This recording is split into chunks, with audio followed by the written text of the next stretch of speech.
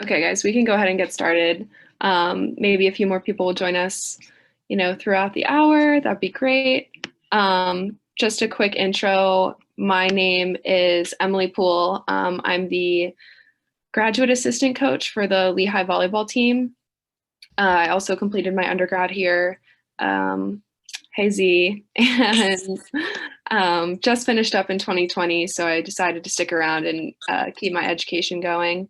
Divine, if you just want to quick introduce yourself. Yep, guys, I'm here. My name is Divine Buckram. I'm a senior here at Lehigh, captain of the football team, and a member of the Student Athletes of Color. So yeah, I'm getting my undergrad in psychology and health, and me and Emily grouped up with this to kind of give you guys some talk about athletics and politics. So yeah, we're really excited. A good friend of ours, David Olabi, invited us to do this chat. He rocks. He did a lot of the Hawk the Vote work. For those of you that know what that is, it was a movement to get Lehigh to cancel classes on November 3rd. That didn't happen, but hopefully everyone still got the chance to get out and vote either today or before with a mail-in ballot or voting early. And if you didn't vote, polls are still open until 8, so make sure you do that. But yeah, we just wanted to have you all here today to discuss some activism and athletics. I'm sure you guys are all aware of current events from 2016 till now with Colin Kaepernick and LeBron James, NBA, the NFL, et cetera. Activism has really picked up in the last 4 years and has become something that our generation is really focused on, and it's important. Kaepernick was really the catalyst for this back in 2016 when he first knelt during the national anthem to protest police brutality. And a lot has changed since then. More activism has picked up over the last years, particularly this summer, following the deaths of George Floyd, Breonna Taylor, Ahmaud Arbery, and Jacob Blake this summer. And Divine, if you want to take it from there. Yeah, so like Emily said, this was followed by a bunch of NBA teams kind of protesting and postponing their games in order to call for change. And then when the NBA games finally did resume, the athletes wore like social issues on their jerseys instead of their last names, things like that. And then clearly the atmosphere surrounding activism in sports has kind of shifted in the past couple of years. So today we'd love to have a discussion with you guys about athletics and social activism in general. To start, we're going to show you guys a short clip on the history of protesting in sports, just to get the conversation going. But we'd love to keep the discussion open-ended, and you guys can kind of chip in wherever you guys feel is necessary. And after that, we're going to hit a couple discussion questions if need be. So you can go ahead, Emily. All right, I'm going to share my screen. Okay. So let me know if you can all see that, and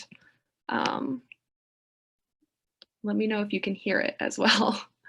No such thing as staying in your own lane in sports. You're engaged in politics. A Black American athlete smashes the theory of a Teutonic super race.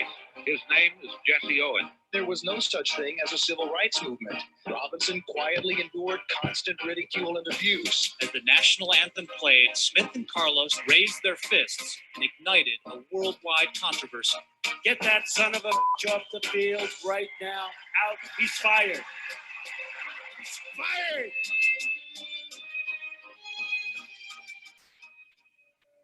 San Francisco quarterback Colin Kaepernick says he is ready for the backlash after refusing to stand during the national anthem. Sports and politics collided when Kaepernick refused to stand for the national anthem, he says, to highlight Black oppression.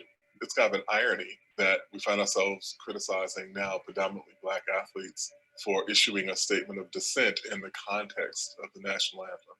Given Francis Scott Key's own racial sympathies or lack thereof, when you go back and look at who Francis Scott Key was, a slaveholder, someone who wrote into the third stanza of the national anthem a phrase glorifying the murder of slaves who were fighting to free themselves, it's easy to understand why African Americans probably have grounds to say, we don't want to stand up and sing this.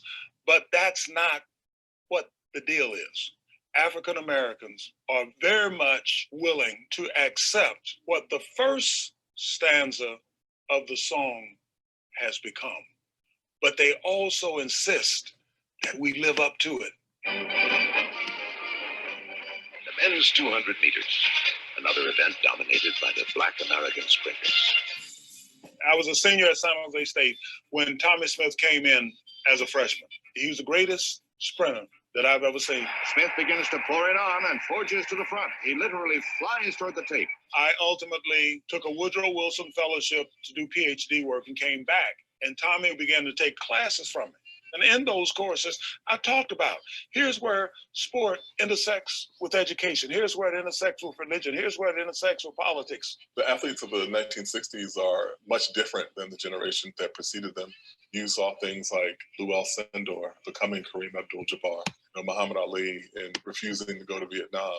The real enemies of my people are right here, not in Vietnam. In 1968, we had already determined that we're going to organize a movement to focus on the Olympic Games for purposes of bringing to the forefront in the international arena issues of freedom, justice, and equality for Black people in this country. Because up until then, the prevailing notion was that Black concerns with civil rights stops at the water's edge. We don't air our dirty laundry before the world. Our churches were being bombed. Our little girls being killed, our leaders being shot down, while they had Black athletes going abroad as goodwill ambassadors to sell the American system. People forget that those Olympics happened just a few months after Martin Luther King had been assassinated. All over America, Black ghettos exploded in rage and grief. We want to send the message that we are determined to fight this struggle. We may not be able to get to the forum in the United Nations, but we can get to the Olympic podium.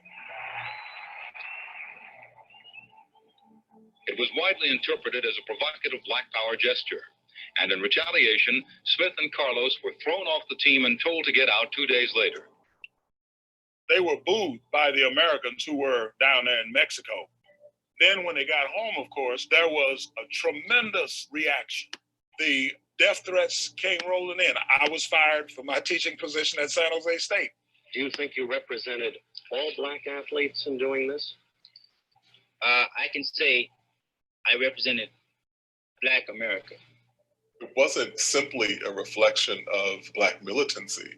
It was pointing to the duality of being asked to perform on the world stage as good, loyal Americans in a society that had blood on its hands for the assassination of the foremost articulator of African-American claims to democracy and freedom. You'll never see me stand up and tell this thing, national anthem represents me. And so, in a way, that's the kind of distillation of the position that African-American athletes had been in from the very beginning. Jackie Robinson told me that he didn't stand for the national anthem anymore. He didn't say the Pledge of Allegiance. He understood that even after the price that he paid in turning the other cheek, keeping quiet, which was not in his character, very little progress had been made. I think they've got to do whatever they possibly can, but we cannot exclude any means except violence. He was the first one to make it clear to me that progress is a very, very tricky kind of a concept. At one level, it's a lot like profit. It comes down to who's keeping the books. Ever need to rent a car fast? Nobody does it better. Hurts leads the others by. By the time we're looking at the 1980s, it becomes the template for how people can smooth out the rough edges and become more palatable and certainly much more profitable entities by avoiding politics. O.J. Simpson, he stated everybody can't be Martin Luther King. And he was not wrong. If Larry Bird doesn't have to stand up for every hick in Frenchley, Indiana, or every poor white guy or woman in Appalachia, why should O.J. have to be representative of every Black person who's struggling under racism in this society? Are we really talking about exchanging Black orthodoxy for white supremacy. Yo, Mike, what makes you the best player in the universe? Money's gotta be the shoes. Shoes. You sure it's not the shoes? Sure, Mars. What about the shoes? Michael Jordan's arrival as the most identifiable American on the planet, possibly. It's not coincidental he achieved that level of global stardom as being among the least political, least outspoken African-American athletes in that tradition. It became possible for somebody like Charles Barkley to say, I am not a role model. That actually became part of a commercial. Don't expect me to do anything or be anything for your child. I'm just here to dine sumptuously at a table where somebody else's sacrifices and struggles made it possible for me to do so. In 1990, when Harvey Gantt ran against noted segregationist Jesse Helms in North Carolina, Jordan refused to weigh in and refused to endorse Gantt. The dictates of the market were more important than the dictates of civil rights, at least in his own personal calculations. That really became the mold for a generation of African-American athletes. All right, we're gonna stop it there. So I just wanted to show that video to kind of wrap up what was the history of protest in sports prior to what is most well known to our generation as young people and in recent years, just to give you all kind of a general overview of that before we get into some discussion questions. And, you know, of course, like, if you don't know much about sports, you know, that's okay too. Just stick around, and we're just pumped to have you guys here and to learn with us. So very excited. But to start it off, we're just gonna ask, what does activism and athletics look like to you?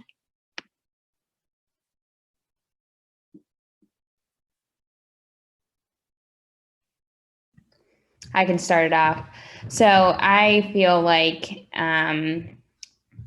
a great video. I feel that it would be really interesting to me on talking with OJ or, you know, Michael Jordan, and be able to understand like what were you thinking, but how do you feel now, right? Because there's so much difference in generations in terms of what was accepted and what wasn't. And obviously there was a huge backlash towards historical trends that we see in regards to activism and athletes in general. Should they be involved in politics? Should they not?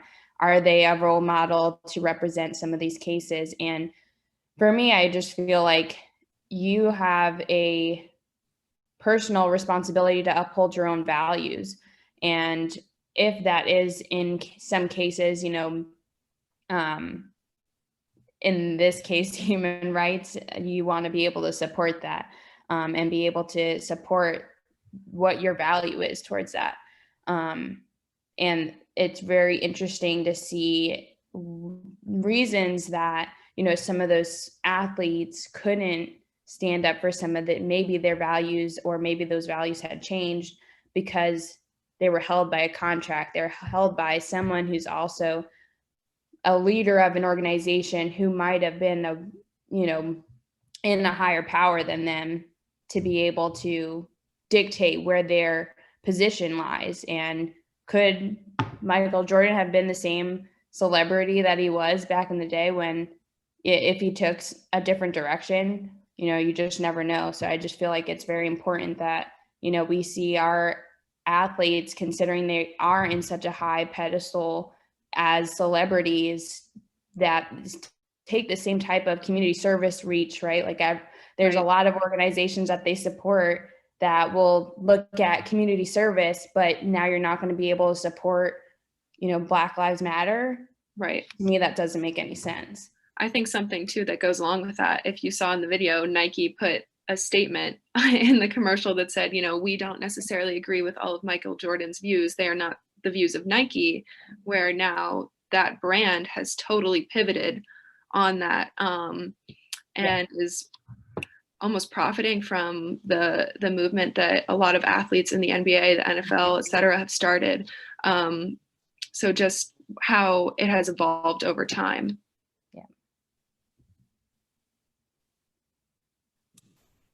I think the other thing to piggyback on what Z said, it's always troubling to me when someone says they should just play their sport. We don't want to hear what they have to say, like just entertain us. And you heard it more and more since Colin Kaepernick, of course, started his protest, but it got really bad this year. And my answer to that, anytime someone says it to me is, athletes, celebrities, musicians, they don't check their citizenship at the door. Athletes don't leave their citizenship at the locker room door when they come out to play. They're citizens, they're American citizens, and they have the right to protest in any manner in which they see fit. And I actually flip it around and say, how terrible would it be if they did not take advantage of the platform that they had and the number of people they can reach with a message and to stand up for what they believe in. So I think the flip side is worse. If you're going to stand there and be silent when you've got an audience, when you have the opportunity to reach a lot of young people, actually people of all generations, and you don't use it, I think that's almost worse. Yeah. Definitely. A question I would raise to that is, like, as a college athlete, there's some different stakes at play. You're on scholarship, you have the pressure of coaches, your university that you're representing. Where does that line get drawn where it's like, okay, this is my scholarship's on the line, but I need to stand up for what I believe in. You saw that with Colin Kaepernick, who is now, completely basically blacklisted from the NFL, and hasn't been redrafted to a team since everything went down in 2016, which is just wild. So just definitely something to think about, like what risks come when you use that platform. I can share a little story too. A couple of years ago, when Colin Kaepernick was in the news, Lehigh football games, the team stays in the locker room for the national anthem. They always have. But some of our trainers, our student trainers, are on the sidelines, and two of the females opted to take a knee. And I got to tell you, the alums, some of the older alums, their heads exploded. And they were very vocal in speaking to gift officers and calling Joe Sterrett to complain, that we'll withhold our financial support based on the behavior of students exercising their right, to protest.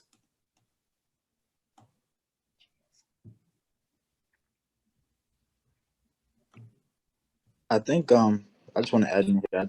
I think that's a great story you brought up too, Susan, because that's kind of obviously, like you said, the Lehigh football team is always in the locker room for the national anthem. But I can tell you now that I know I'm not the only Black football player that's ever thought about doing that, or whatever football player that's ever thought about doing that in general. And kind of to Emily's point, that's also something like that kind of takes a burden on your mind. Like, you wanna protest and you want to voice your opinions and like be an advocate for what you believe in, but at the same time, like you said, you don't want the alums saying whatever they're saying or threatening to withhold the finances for Lehigh athletics and everything. So yeah, that's just I think that's a good little story you brought up, because that's something I've always thought about as well. And the interesting thing is, I go to a lot of basketball games as well. I've never seen any of our basketball men or women take a knee. So I don't know if that's their personal choice. I don't know if they were told not to do. I don't know. I don't know what the logistics are of that. But I've never seen one of our basketball players, male or female, take a knee during the national anthem. Yeah. Okay, Coach, you got it. So biggest things, like for us, it was like that was a discussion for us as well. And the biggest thing was like, okay, like if you're gonna take a knee, like what are you gonna do after you take a knee? Like what action are you going to do to take a knee? And I spoke with someone who was on the UConn women's staff at that time as well. And she said they had a long discussion as well, and they came to the conclusion, like, either we're all gonna kneel or we're all gonna stand. it's not like 3 of us kneel and some of us stand. And the other thing was, like, what is our action afterwards? Like, what are we doing after? And then another layer to it was like, okay, well, Colin's already bringing the attention that's needed to the situation. So now it's up to us to kind of drive it home a little further. And then a point I was going to bring up as well in the basketball world, I'm not sure if anyone's seen it yet, but George Washington just put Black Lives Matter on their court down in DC. And I saw it on Twitter, and there was a lot of negative feedback below the Twitter feed. Like there was a ton of negative feedback. Yeah, it's kind of crazy to think about. Something that came to my mind that's pretty recent was Lehigh Sports was doing a campaign with Mask Up Mountain Hawks, and they had athletes, just images of athletes wearing a mask. You know, doesn't seem like anything that would really cause too much of a commotion, but it was still bringing up these people saying like, oh, stick to your sport, you know, who cares, whatever, blah, blah, blah.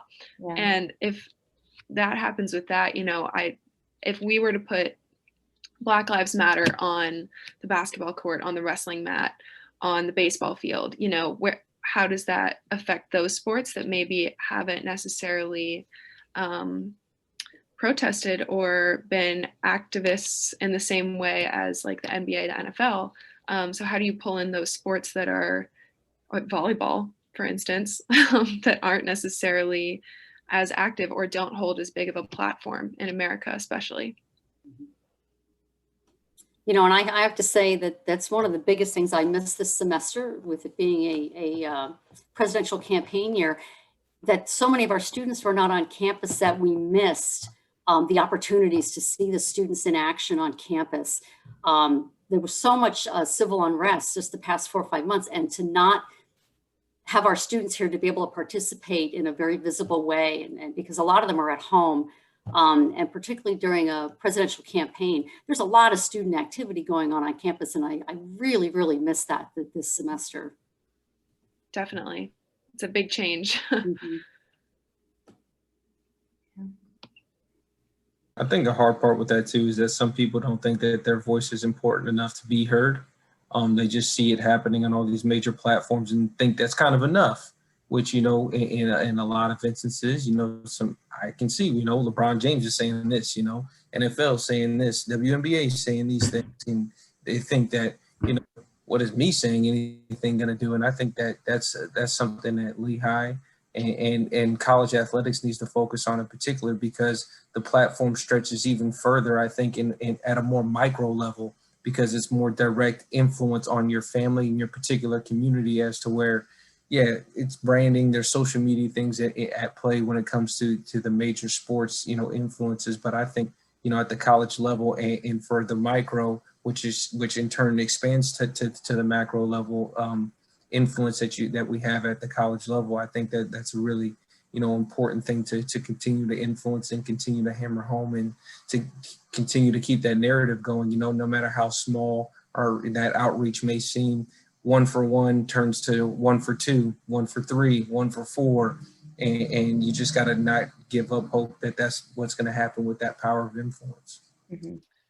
100%. That's something that I've really struggled with in my 4 years here in the past. Like, my impact seems so small in regards, like, in comparison, you know, you're looking at LeBron James, who's donating millions and millions of dollars to communities, and I don't have millions and millions of dollars, unfortunately.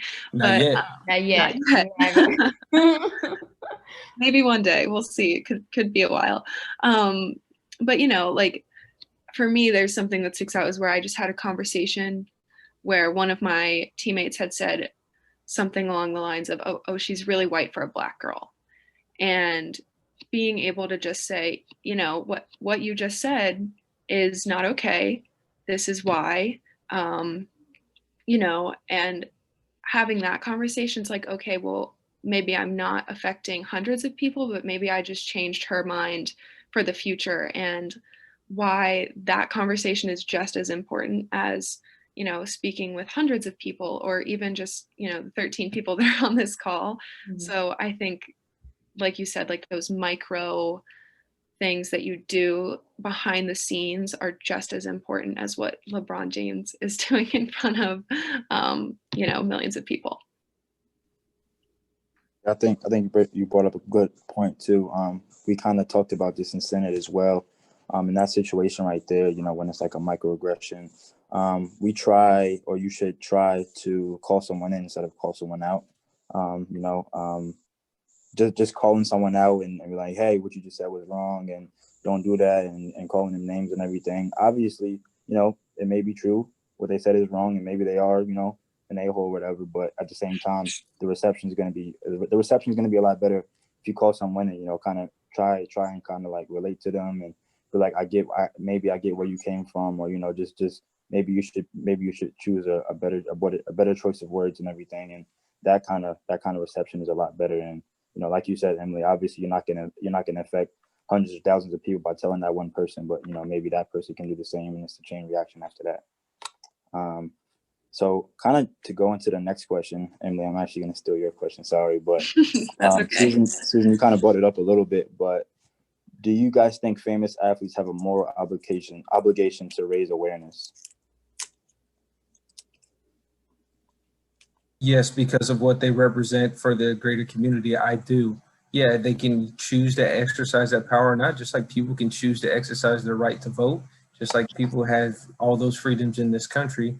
I truly believe that it is a moral obligation because they represent a greater population that people in the greater world relate to or look up to, so in turn, they're in a position of power and a huge position of influence. So I think that with that platform, you should exercise it, and let people know that just like how everyone fights to not hear the shut up and dribble, they should, exercise that their opinion matters. Like Susan said, it's not just about, them entertaining us, it's them holding influence with their brands, with their commercials, with they influence in so many different ways. So for them to not exercise something that, that's so important, that affects us all in terms of, political things or influencing to vote in importance of those things. I think that's abundantly important and a huge, part of being a professional athlete. You get that platform, it should be a part of it. You have all this fame and all this access, you should use it in a positive way. Is kind of how I like to think of it. Yeah, I agree. I think they do have an obligation. I think it's mainly because of their status as workers. We saw it very briefly in the NBA playoffs, but I believe it was the Milwaukee Bucks basically threatened that they weren't going to play.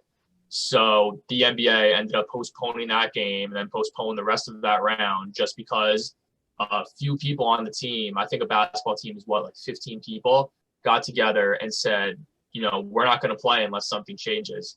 So, earlier in the conversation, we were kind of talking about how do we move from the symbolic gestures to the actual actions?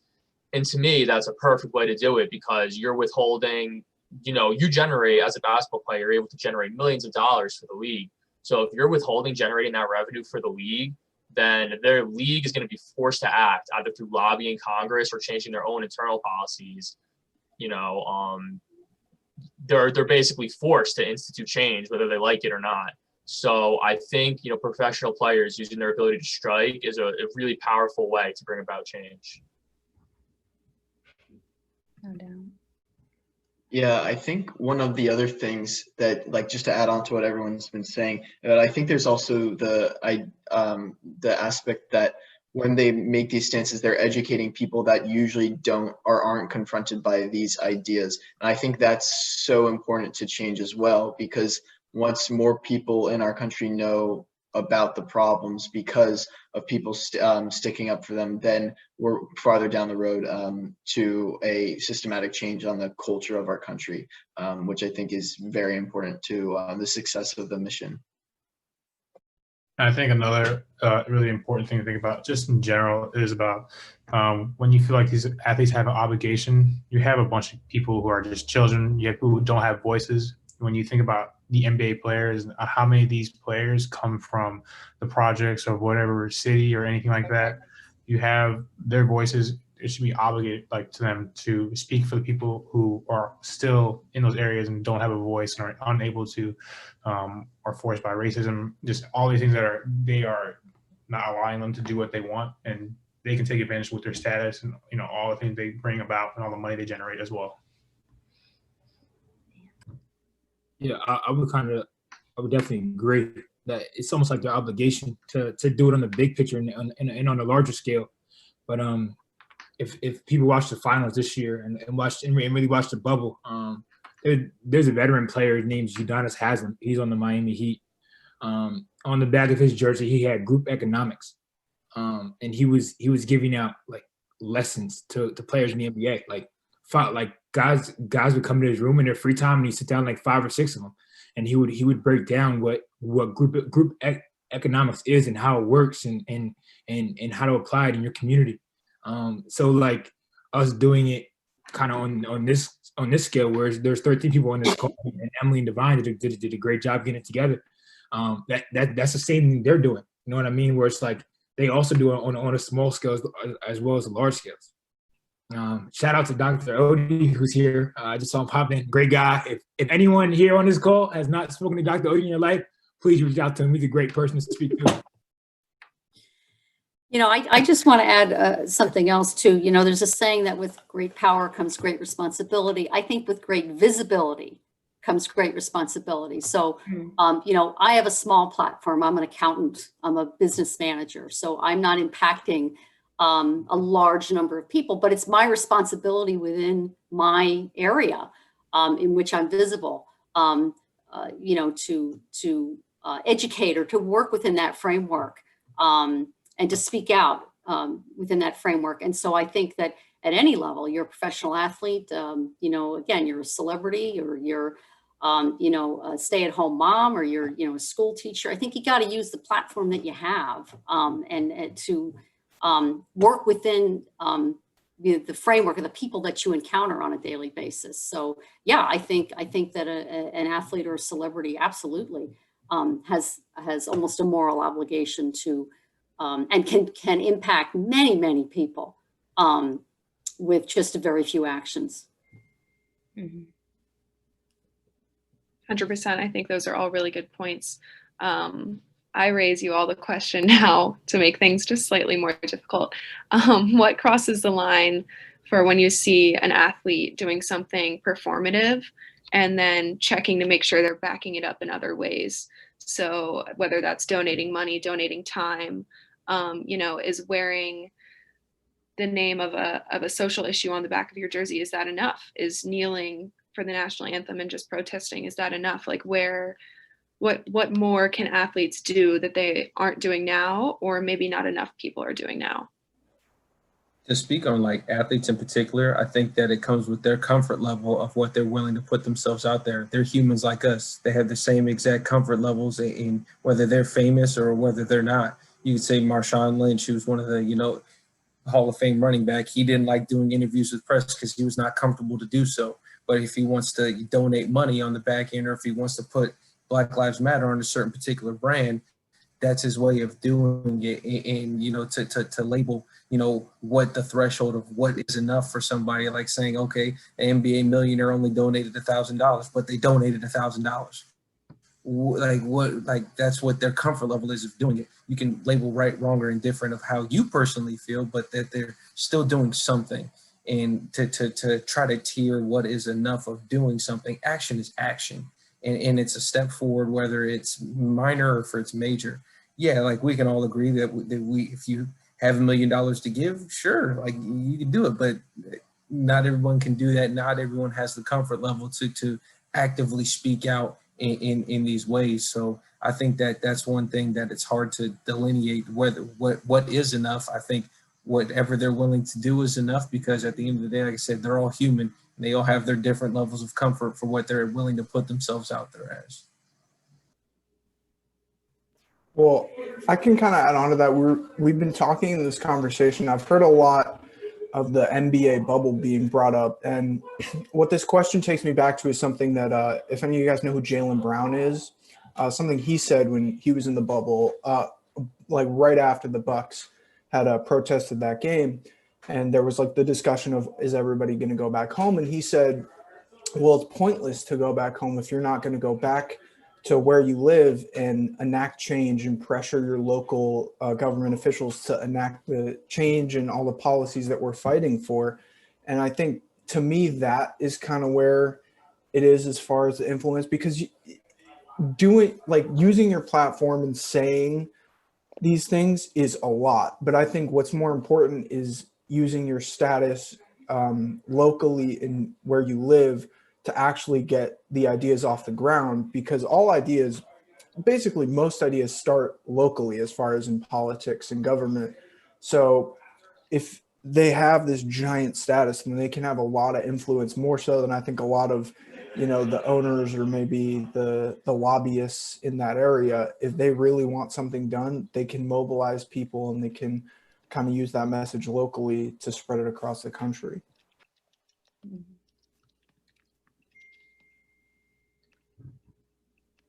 Yeah, and I think in some extent, like pushing the boundaries is something that we haven't really done in terms of conversations, in terms of, right, like the make people uncomfortable about this idea. And we've progressed to the point where like enough is enough, and systemically things are rooted into how more than just athletics, more than just the politics, like it's in a lot of different areas that people are coming across: workplace environment, culture, just plain old neighborhood conversations. So, you know, I think it's real easy that we have the social media aspect of marketing and displaying what your opinions and support is.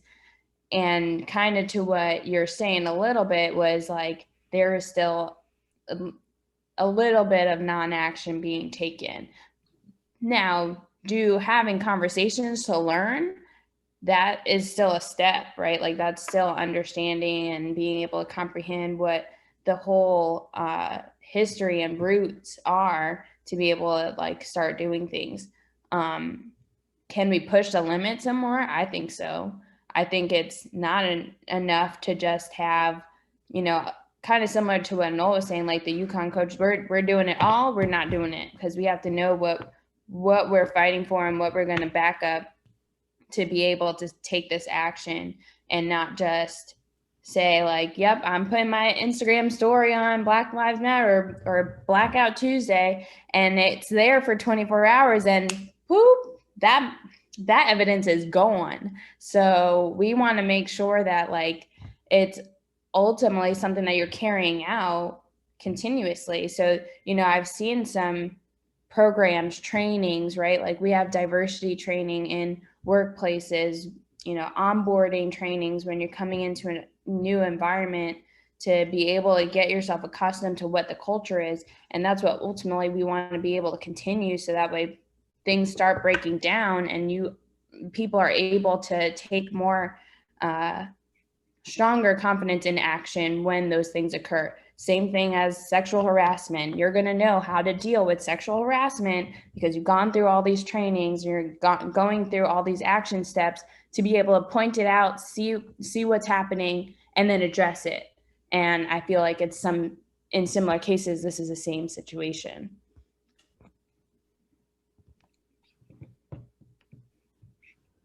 Definitely. It's really interesting to hear you all respond to that. It's something that I've thought about a lot, especially in the past couple months. Like, what am I doing? Am I doing enough?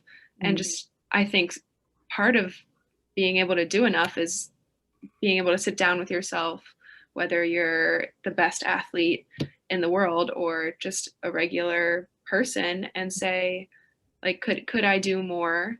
And what else? Learning, like literally learning is an action. Exactly. Right?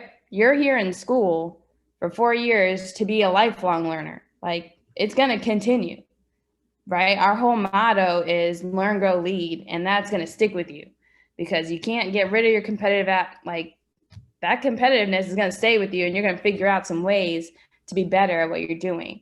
And being a better person is just going to add to that. And learning how to be anti-racist is yet another additive to being a better person. Amen. Amen. The next question we have for you guys, speaking of like evolving, is, you know, how has the outlook on activism in athletics evolved from, you know, the beginning with Jackie Robinson and the Olympic protests to Colin Kaepernick in 2016 to now? So have things changed? Are they getting better? Are they getting worse? And what aspects, you know, have shifted? Oh, I had this discussion last night. So I'm ready for this one. We talked about this last night. We dated it back to kind of like the Olympic Games, and they got a lot of backlash, and they were kicked off the team, and they were sent home, and their gesture was putting their fist in the air. However, when they came back, they got a lot of backlash from America, but a lot of Black America was very supportive of them. And then as we fast forward, even like the most recent events to Colin Kaepernick taking a knee, as we spoke about both these topics earlier, Colin was blacklisted the same way. He was kicked out of the league, and he was kind of blacklisted, and like even like Colin is such a good player that even in video games he's still rated one of the top 15 quarterbacks. Like there are specialists. There are people who are like their job is just to analyze the game, and they rate him one of the top 15 quarterbacks in the NFL, and people still will not give him the job. The Dallas Cowboys just need a quarterback, and they still will not give him a job. Like, it is incredible to think about. And I can't say I guarantee, but there's a likely chance that if he didn't speak out, he'd be in the NFL right now. And the wildest thing is like the way people perceive it now, where it's like, even I'm on a rant. I'm sorry. Like, go ahead. You were ready for this one. Just keep going. Like, when you date it back to like civil rights for like Martin Luther King, at that time he was a criminal. Like, he was not viewed as a hero. He kept going to jail, like repeatedly. Like he was not praised until he passed, and now we look back on it, it's like, wow, that's an amazing thing. Colin Kaepernick, the same exact thing. Now it's like people are like, oh yeah, like everyone supported Colin. No one supported Colin. He got so much backlash, and it was like Colin even took the steps to call people in the armed forces, and it's like, hey, is what I'm doing disrespectful? What is a more respectful way for me to do this so I get the correct point across? And he still gets backlash about it, and I'm just like, yo, this is mind blowing. Like, it just blows my mind. Yeah, you know, my mother, to this day, she's still on Facebook, posts memes about Colin Kaepernick, and he was disrespecting the flag. And my mother is a conservative Republican, and she and my father have 5 very liberal, open-minded children, which they both believe they failed raising us. And we keep telling them, how could you fail raising children who care about other people and care about social justice? You should be proud of that. But she's always trotting out those memes about he disrespected the flag. And I said, if he turned his back on the flag, you know, that would be disrespectful. But he, like Noel said, he asked for opinions from veterans, like what would be the best way to protest but not show disrespect. And I think kneeling facing the flag, there's nothing disrespectful about that at all. But, you know, my mother's 80, and people of that generation are the ones that tend to see that as horrifying, that you're kneeling, you know, in front of a piece of cloth. But that piece of cloth doesn't mean the same thing to every American. It doesn't protect, it doesn't offer the same feeling to every American. It's meaningless to large segments of American citizens. I'd say like, based on the question of if we made progress or not, I think it's really hard to tell, just because you know, there's a lot of different factors that go into, you know, what progress actually is. But I think kind of the onus for making progress in the future is on white America to talk to their friends and family to make sure that these instances don't keep happening again. Because like Noel mentioned, you know, the same result happened in 1936 as it did in 2016. And that's because it was tolerable to the vast majority of Americans that Colin Kaepernick lost his job. You know, there was some outrage, but not on a massive scale that there really should have been. And I think that's just because people didn't really see it as the massive issue that it actually is, that someone lost their job just for speaking out and exercising their, First Amendment rights. So I think, it's just kind of on us to talk to our friends and family, and really make as much change in our personal circles as possible, just because that's kind of how change is enacted. Big actions are always great, but I think for a lot of people, it has a much more personal impact when we have these frank and uncomfortable discussions with our own circles. So I think that's important going to the future to make sure this doesn't keep happening.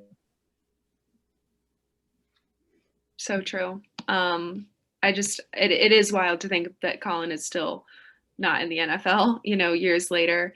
And then it brings me back again to like the Nike ad that pivoted from being like, we don't support this view. Well, then years later, they post an ad of Colin saying, sacrifice everything, if it's worth it. It's something along those lines. And it's this black and white picture, and it's really striking of him. But like, is that enough? Like, for enough outrage for what he lost? He lost everything. Like, as an athlete, your sport is just such a huge part of your identity, and being able to put that on the line for an issue that is just so important, I think is heroic in some ways, and really important that he did that. So I'm glad, Noel, I think you did a good job summarizing it. It was awesome. And to Noel's point, Noel, I agree with you. Every season I keep thinking someone's going to need a quarterback in a moment's notice, and someone's going to call him. And I'm disappointed every year that, especially later in the season, you lose your quarterback, he goes down, and your backup is not going to get you where you need to be, and nobody will call him. There's got to be an owner who would hire him. I'm just shocked.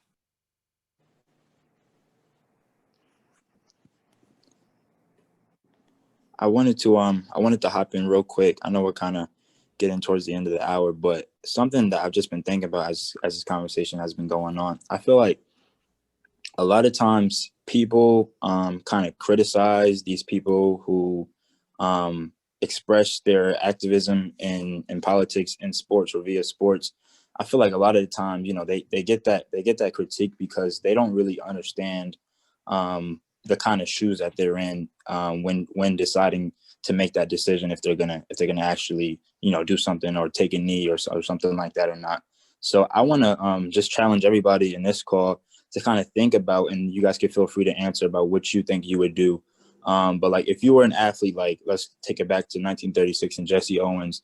The man grew up in Alabama. He grew up in Alabama and Ohio and Cleveland. And he went to Ohio State, where racism was clearly prevalent. And then he did his thing, obviously, on the track and in the jumps. And then he got invited to take part in the U.S. Olympics.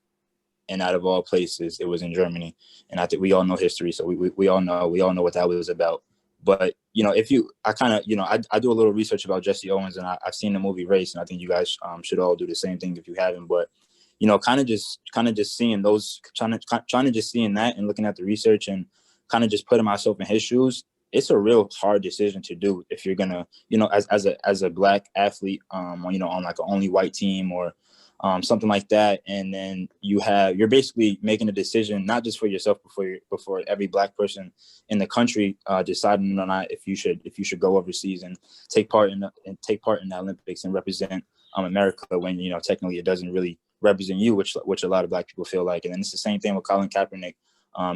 Should I take a knee and risk my job about something that's like a magnitude of times greater than what he feels is strong about. But I kind of just want to if you guys feel comfortable speaking up about if you would make that decision. Obviously it's way easier said than done, but just really thinking about all the pros and cons and all the backlash and on the other side benefits and praise you would get. What do you guys think you would do in both of those situations?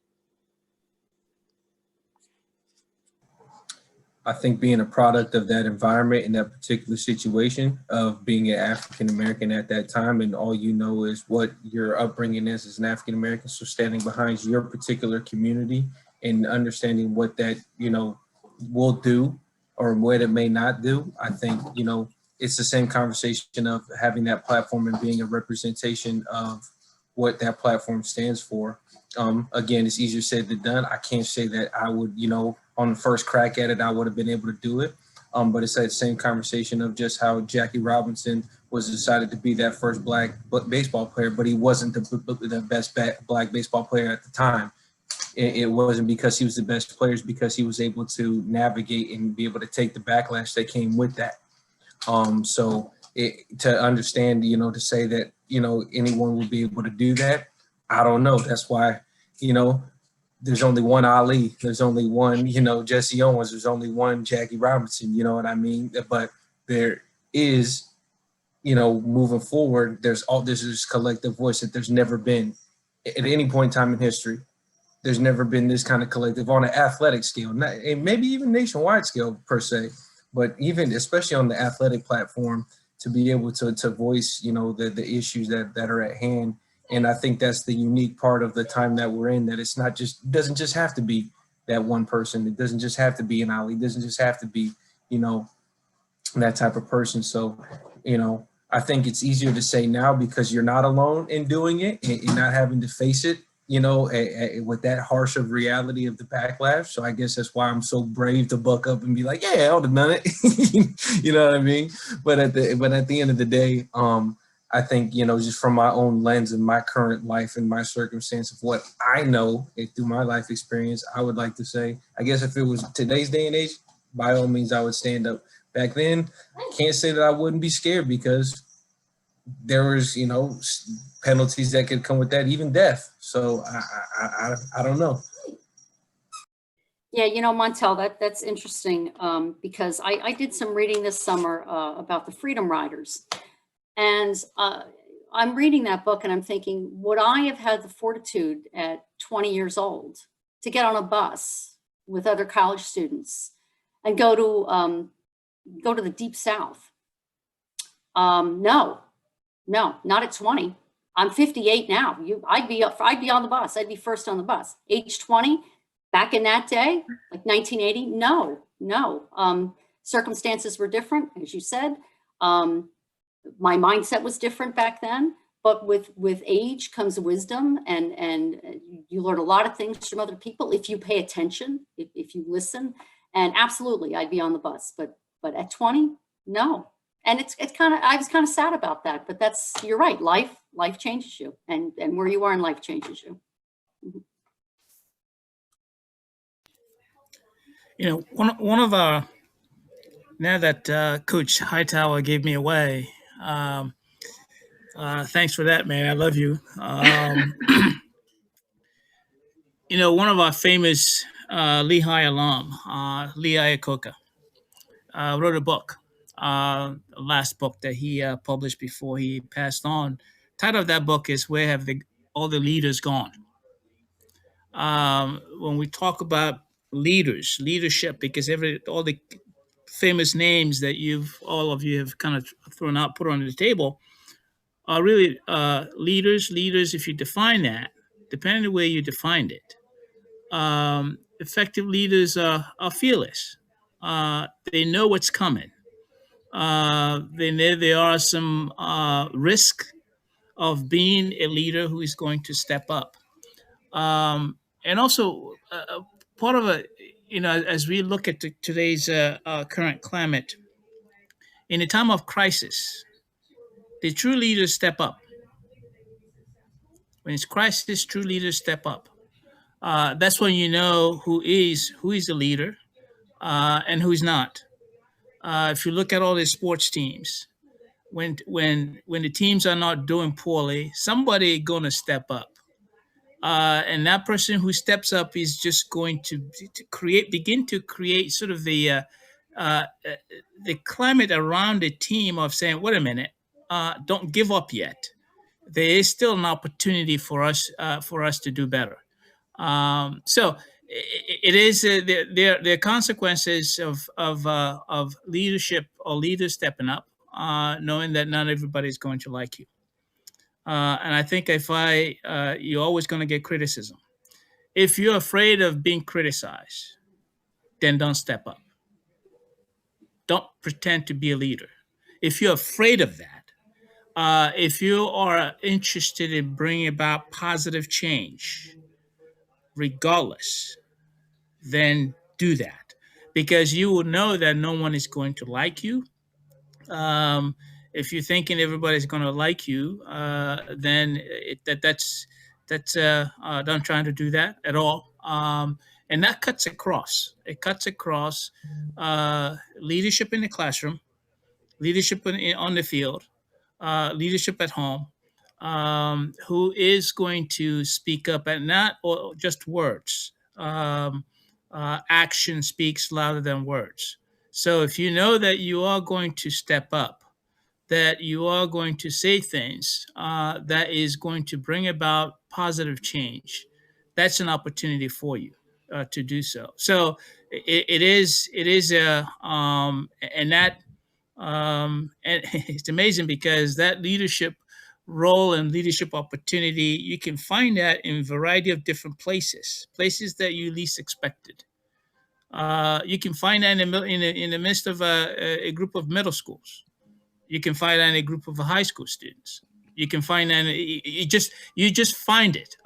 So it is. I think we are now living in a time that we need more strong leaders who are going to bring about positive change. I think if all of us embrace that, then we have an opportunity to bring about incredible change at Lehigh and also in your respective communities, and not be afraid of that. Should not be afraid. And my role and my time at Lehigh, has it been all rosy? Of course not. Have there been challenges? Yes. Have there been criticism? Of course. I'm not expecting everybody to love me. I'm not looking for that. In fact, I don't look for it at all. So I don't look for that. And I tell, when I mentor people, I say you have to step up to be a leader, and don't expect that people are going to love you. If you're looking for people to love you, I'm sorry, you're on the wrong path. But if you're expecting that you are going to lead with convictions, and also trying to learn and teach yourself and learn from others who are positive thinkers, then you're on the right path. Otherwise, don't waste your time, because it comes with cost. It's obvious. Kaepernick has influenced the current movement in directly and indirectly, and I think his reward is going to come later, because I think he has ignited things that, and I see it from time to time. I see people who are referring back to him and giving him credit for that. So my message is for all of you, all two of you on this call. You have the potential, and you're blessed to be leaders. And together, I think you can bring about incredible change at Lehigh and your community, and around the country and around the world, because it's obvious now that the world, this country, Lehigh, this country, this world needs strong leaders. I think that's the perfect way to wrap this up. I mean, I don't know how to do the little emojis, but those are perfect. Dr. Odie, thank you so much, for coming and giving us some wisdom. That was perfect. And I really do appreciate everyone hopping on this call. It literally made my day.